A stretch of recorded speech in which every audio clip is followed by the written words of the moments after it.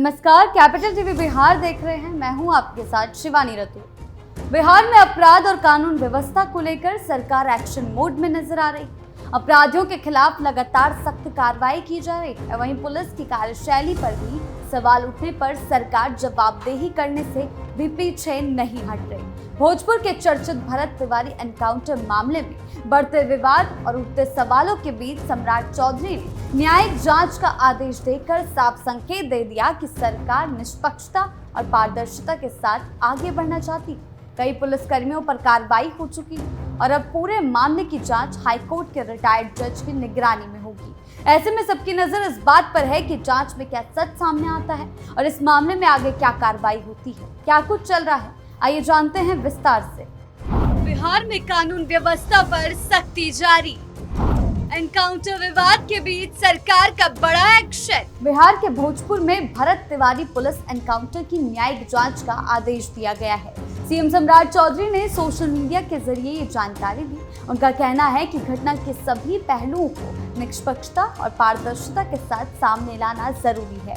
इस मामले में इंस्पेक्टर, दारोगा समेत कई पुलिसकर्मियों पर गाज गिरी है। बिहार सरकार के मंत्री मिथिलेश तिवारी और पूर्व केंद्रीय मंत्री अश्विनी चौबे ने भरत के एनकाउंटर पर सवाल उठाया।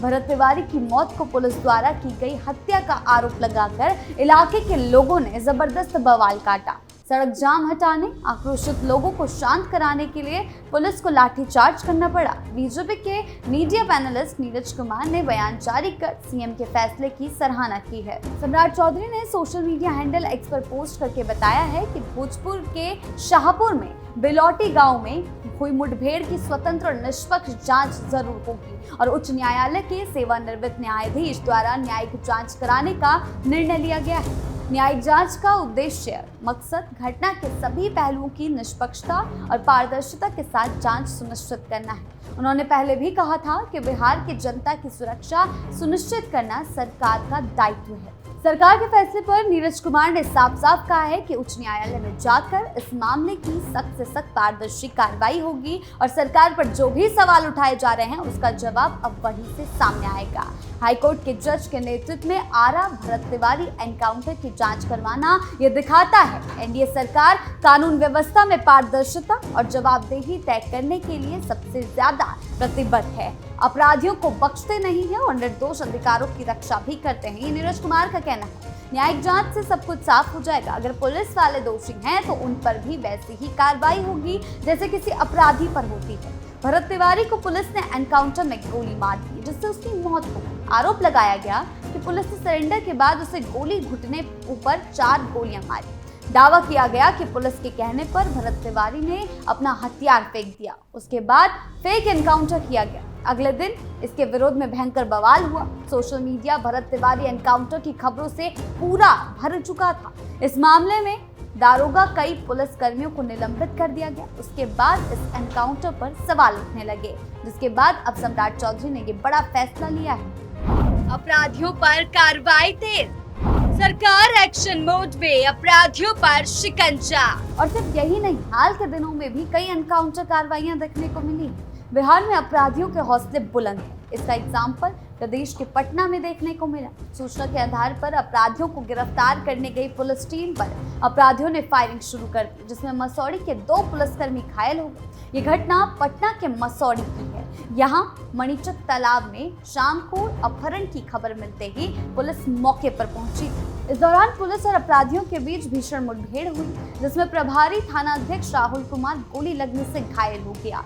वहीं मसौड़ी थाना के सहायक अवर निरीक्षक संजय सिंह के हाथ में गोली लगी। पुलिस और अपराधियों के बीच मुठभेड़ में एक अपराधी को भी गोली लगने की खबर सामने आई।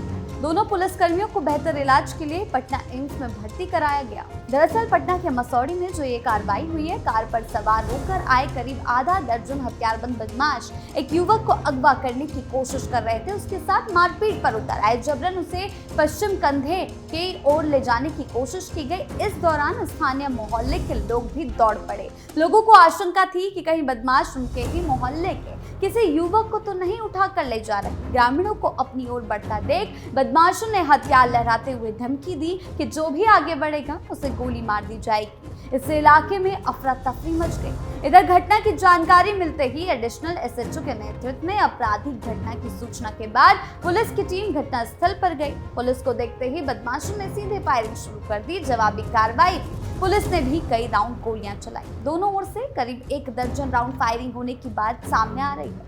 पुलिस और अपराधियों के बीच हुई मुठभेड़ के दौरान प्रभारी थाना अध्यक्ष एसएचओ राहुल कुमार के पैर में गोली लग गई, जबकि एएसआई संजय सिंह के हाथ में गोली लगी थी। वहीं एक अपराधी के पैर में भी गोली लगने की सूचना आई थी। गोलीबारी के बीच अगवा युवक अपराधियों की गिरफ्त से किसी तरह निकलकर भागता हुआ पुलिस के वाहन तक पहुंच गया और अपनी जान बचाने की गुहार लगाई।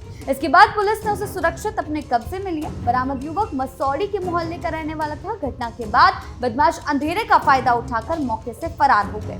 पुलिस ने घटनास्थल से एक बाइक भी बरामद की, जिसे अपराधियों से जुड़ा मानकर जांच की जा रही है। इसके अलावा 2-3 दिन संदिग्ध अपराधियों को हिरासत में लेकर पूछताछ शुरू की गई। पुलिस अब फरार बदमाशों की गिरफ्तारी के लिए लगातार छापेमारी कर रही है। इधर घटना के बाद मनशिक, तालाब घाट और आसपास के इलाकों में बड़ी संख्या में पुलिस बल की तैनाती कर दी गई है और पूरे क्षेत्र को छावनी में तब्दील कर दिया गया है। वहीं लोगों में इस घटना से दहशत का माहौल है। बिहार में अपराध और कानून व्यवस्था को लेकर सरकार लगातार सख्त रुख अपनाए हुए है। सम्राट चौधरी बार बार ये संदेश दे रहे हैं कि अपराधियों के खिलाफ कार्रवाई में किसी तरह की ढिलाई नहीं बरती जाएगी। हालांकि हर बड़ी पुलिस कार्रवाई और एनकाउंटर के बाद विपक्ष सरकार को घेरने का मौका नहीं छोड़ता और पुलिस की कार्यशैली पर सवाल खड़े करता है। भोजपुर के भरत तिवारी एनकाउंटर मामले में भी कुछ ऐसा ही देखने को मिला, जहां विपक्ष ने सरकार को निशाने पर लिया और पुलिस कार्रवाई पर कई गंभीर सवाल उठाए।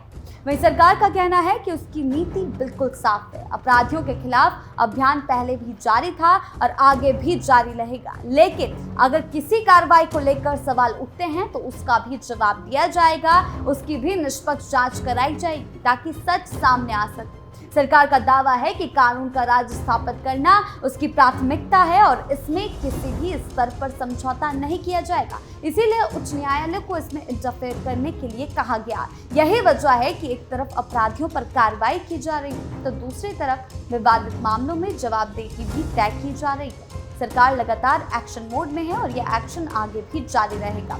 सरकार का साफ कहना है, विपक्ष राजनीतिक नजरिए से घटनाओं को देखता है, जबकि सरकार कानून और तथ्यों के आधार पर फैसले ले रही है। भरत तिवारी मामले में न्यायिक जांच का फैसला ऐसी सोच का हिस्सा है। सरकार का संदेश बिल्कुल साफ है, अपराधियों पर सख्ती जारी रहेगी, लेकिन अगर किसी अधिकारी या पुलिसकर्मी की भूमिका संदिग्ध पाई जाती है तो उसके खिलाफ भी कानून के मुताबिक सख्त से सख्त कार्रवाई की जाएगी। ऐसे में सबकी नजर जांच के नतीजों और आगे की कार्रवाई पर टिकी हुई है। बिहार में कानून व्यवस्था को लेकर सरकार पूरी तरह इन दोनों एक्शन मोड में नजर आ रही है। एक तरफ अपराधियों के खिलाफ लगातार सख्त कार्रवाई की जा रही है तो दूसरी तरफ पुलिस की कार्यशैली पर उठ रहे सवालों को भी सरकार गंभीरता से ले रही है और जवाबदेही तय करने से पीछे नहीं हट रही। भोजपुर के चर्चित भरत तिवारी एनकाउंटर मामले में बढ़ते विवाद के बीच उप मुख्यमंत्री सम्राट चौधरी ने न्यायिक जांच का आदेश देकर ये साफ संकेत दे दिया कि सरकार हर पहलू की निष्पक्ष जांच चाहती है। इस पूरे मामले में जहां कुछ पुलिसकर्मियों पर कार्रवाई और निलंबन हुआ, वहीं राजनीतिक बयानबाजियां भी तेज हो गई। विपक्ष लगातार सवाल उठा रहा है, जबकि सरकार का साफ कहना है कि उसका मकसद सिर्फ एक है, अपराधियों पर सख्ती और कानून का राज स्थापित करना। हाल के दिनों में जितनी भी कार्रवाइयां देखने को मिल रही हैं, मुठभेड़ और घटनाओं ने ये दिखा दिया कि अपराध और पुलिस कार्रवाई का ये संघर्ष जारी रहेगा।